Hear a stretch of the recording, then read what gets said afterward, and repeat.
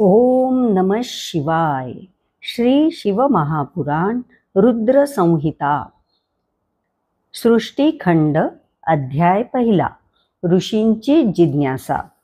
विश्वोद्भवस्थितिलयादिषु हेतुमेकं गौरीपतिं विदिततत्त्वमनंत कीर्तिं मायाश्रयं विगतमायमचिन्त्य रूपं बोधस्वरूपममलं हि शिवं नमामि.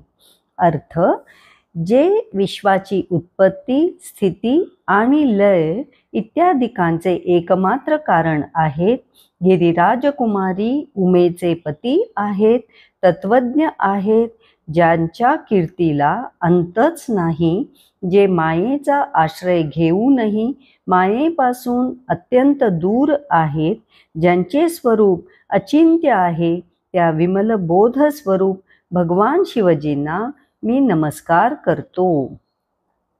वंदे शिवं तं प्रकृतेरनादिं प्रशान्तमेकं पुरुषोत्तमं हि स्वामायया कृत्स्नमिदं हि सृष्ट्वा नभो वदन्तर्बहिरास्थितो यः. अर्थ, ज्यांनी आपल्या मायेने सर्व विश्वाची निर्मिती केली, जे या विश्वाला अंतर्बाह्य व्यापून आहेत, जे प्रकृतीच्या पलीकडचे आहेत, अनादी आहेत, अत्यंत शांत आहेत, त्या पुरुषोत्तम शिवजींना मी नित्य नमस्कार करतो.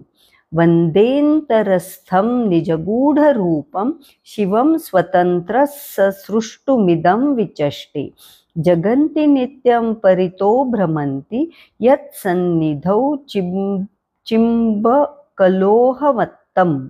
अर्थ, ज्याप्रमाणे लोखंड चुंबकाकडे आकर्षित होऊन त्याच्या पाशीच लटकत राहते, त्याप्रमाणे हे सर्व विश्व ज्यांच्या आसपास भ्रमण करते, जे अन्य कोणाचे सहाय्य घेतल्याशिवाय स्वतःमधूनच विश्व निर्माण करण्याची लीला करत आहेत, जे सर्वांच्या अंतर्यामी स्थित आहेत, ज्यांचे स्वरूप अत्यंत गूढ आहे, त्या भगवान शिवजींना मी आदराने नमस्कार करतो.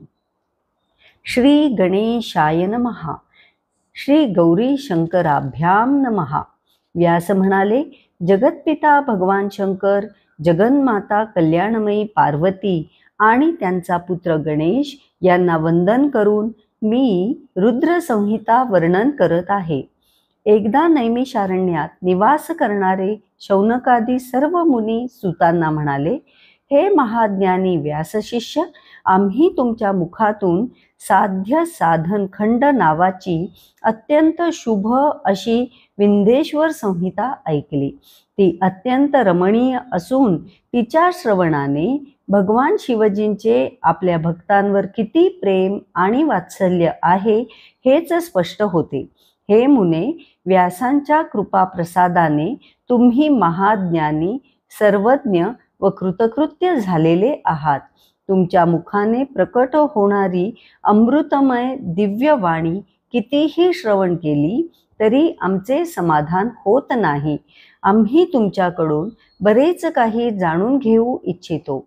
हे प्राज्ञ, आम्ही कितीही विचार केला तरी शिवतत्वाचे आकलन होत नाही.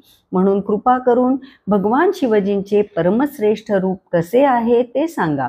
शिवजी आणि पार्वतीचे दिव्य चरित्रही सांगा. निर्गुण महेश्वर सगुण रूप कसे धारण करतात? सृष्टीच्या आरंभी ते कोणत्या स्वरूपात स्थित होते?